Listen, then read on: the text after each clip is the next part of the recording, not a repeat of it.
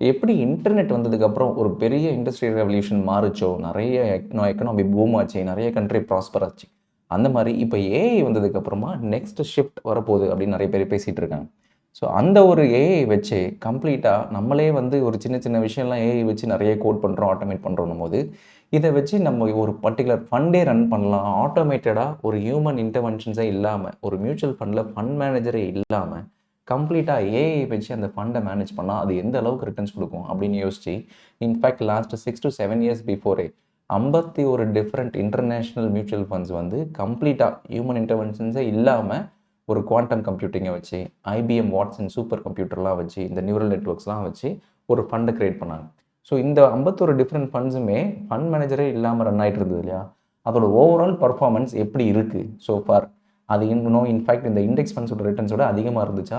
இல்லன்னா கம்மியா இருந்துச்சா? அப்படின்றத டீட்டெயில் ரிசர்ச்சா பார்ப்போம். ஸோ இதில ஃபர்ஸ்ட்டு ஃபண்டே AIEQ Amplify AI powered equity ETF அப்படின்னு ஒரு கம்பெனி. ஸோ இந்த ஓவரால் ஃபண்ட் பார்த்தீங்கன்னா, அதில ஸ்பெசிஃபிக்காவே மென்ஷன் பண்ணியிருப்பாங்க. Strategy uses IBM Watson for machine learning, sentiment analysis, natural language processing இதெல்லாம் போட்டு ஒரு ஸ்பெசிஃபிக் பாட் ஒன்று கிரியேட் பண்ணி, அது மூலமா தான் இந்த ஓவரால் ஃபண்டே ரன் ஆகுது அப்படின்னு போட்டிருந்தாங்க.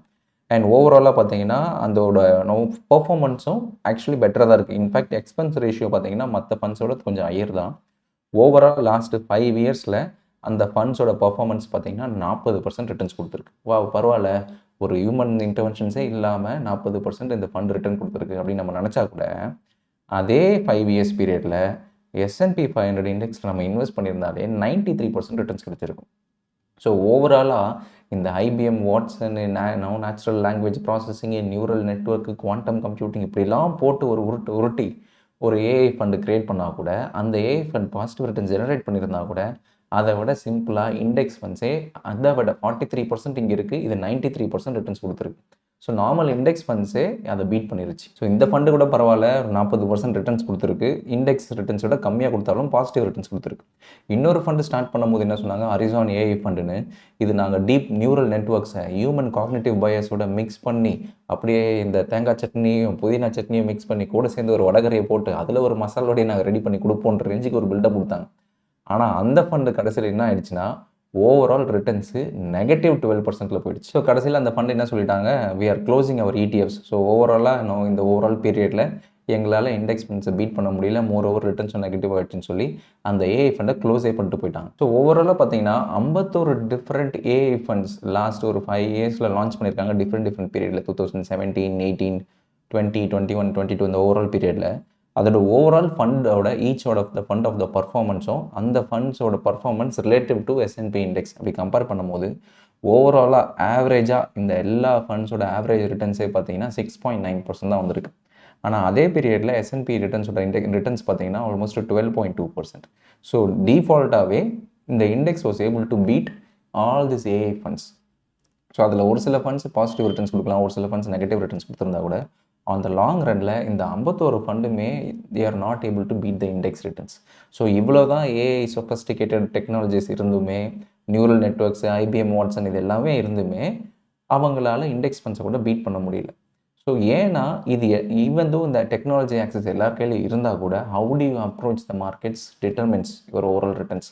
ஸோ அந்த ஓவரால் டெக்னாலஜிய வச்சுக்கிட்டு, நம்ம ஓகே ஹிஸ்டாரிக்கலா இந்த டேட்டாவ வச்சு நம்ம ஒரு ரிட்டர்ன்ஸ் கிரியேட் பண்ணலாம், ஒரு ஸ்ட்ராட்டஜி கிரியேட் பண்ணலாம்னு கிரியேட் பண்ணும்போது 90% ஆஃப் த ஃபண்ட்ஸ் வந்து ஒரு கர்வ் ஃபிட்டட் சிஸ்டமா மாறிடுது.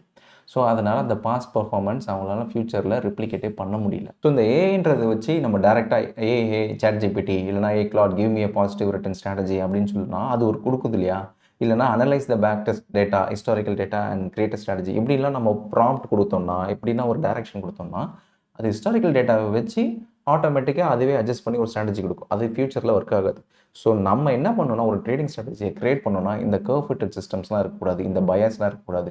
ஒரு கோர் லாஜிக் இருக்கணும். அந்த கோர் லாஜிக்க இன்னும் பெட்டரா அனலைஸ் பண்றதுக்கு தான் இந்த ஏஐ டூல் இருக்கே தவிர, டைரக்ட்டா வெறும் ஏஐ மட்டும் பிளன்ட்டா நம்பி நம்ம ஒரு ட்ரேடிங் ஸ்ட்ராட்டஜி டெப்ளாய் பண்ணோம்னா, இட் வோன்ட் வொர்க். ஸோ நம்மளோட பிரின்சிபிள்ஸ் அதில இருக்கணும். நம்மளோட மார்க்கெட் பிஹேவியர் ஸ்டடி அதில இருக்கணும். நீங்க இன்புட் குடுக்கறது தான் அந்த ஏஐ ரிட்டர்ன்ஸா குடுக்குது. ஸோ ஏஐ கிட்டயே நீங்க அத எல்லாத்தையும் விட்டுட்டீங்கன்னா, கண்டிப்பா இந்த மாரி பயாஸ்டா தான் இருக்கும். அவுட்புட் பெருசா வராது. So so that is what I want to convey. So ஓவராலாக இந்த ஏஐ கண்டிப்பாக பெனிஃபிஷியலாக இருக்குது.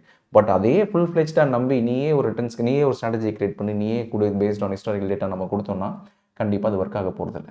நம்மளோட பயாஸ் கண்டிப்பாக இருக்கணும், நம்மளோட இன்புட் கண்டிப்பாக இருக்கணும், நம்மளோட எக்ஸ்பீரியன்ஸ் லாஸ்ட் ஒரு 10 years 15 years of experience market study பண்ணியிருப்போம் இல்லையா, அதை அதுக்கிட்ட இன்புட்டாக கொடுத்து அதை இன்னும் ஃபைன் டியூன் பண்ணோன்னா கண்டிப்பாக அவுட்புட் பெட்டராக இருக்கும்.